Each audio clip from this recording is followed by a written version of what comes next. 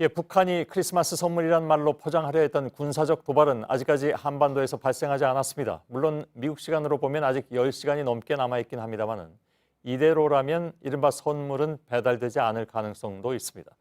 그러나 북한이 못 박아온 대화 시한인 연말까지는 아직도 엿새 시간이 남아있고 다음 주에는 노동당 전원회의가 예정돼 있어서 북쪽에서 어떤 움직임이 있을지는 예의주시해야 할 것 같습니다. 박현주 기자입니다. 크리스마스 선물을 무엇으로 선정하는가는 전적으로 미국의 결심에 달려있다. 이달 초 북한 외무성이 발표한 담화입니다. 이 담화 이후 북한은 2차례 중대한 시험을 하면서 압박 수위를 높였고 이 때문에 크리스마스 선물은 크리스마스를 즈음한 군사 도발이란 뜻으로 풀이됐습니다. 하지만 어제와 오늘 북한은 별다른 움직임을 보이지 않았습니다. 우리 군의 새 전투기 F-35A 도입에 대해 강도 높게 비난하긴 했지만 평소와 비슷해 주목할 만한 일은 아니었습니다. 하지만 우리 정부는 북한의 연말 도발 가능성이 이로써 사라진 건 아니라고 보고 있습니다. 한 당국자는 북한의 추가 도발 시점과 관련해 크리스마스인 오늘 이후로 이른바 연말 시한이 끝나는 오는 31일까지를 더 주목해야 한다고 말했습니다. 오늘부터 연말 사이에 북한은 노동당 전원위원회를 열어 새로운 대외정책 기조를 밝힐 가능성이 큽니다.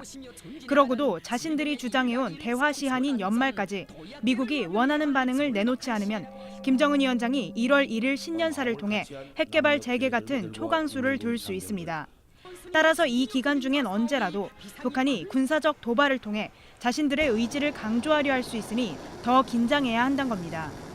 미국을 향한 북한의 침묵이 길어지고 있는 것도 이런 관측에 힘을 실습니다.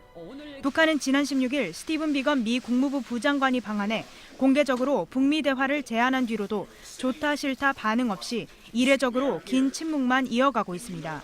JTBC 박현주입니다. 그러나 크리스마스를 일단 별다른 일 없이 넘기게 돼서인지 트럼프 미 대통령은 북한과 관련해서 농담 섞인 반응을 내놨습니다. 북한으로부터 미사일 대신 꽃병을 선물로 받을지 모르겠다고 말했습니다. 워싱턴 임종주 특파원입니다.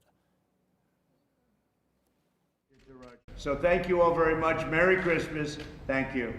해외 파병 장병과의 성탄절 화상 통화 자리입니다.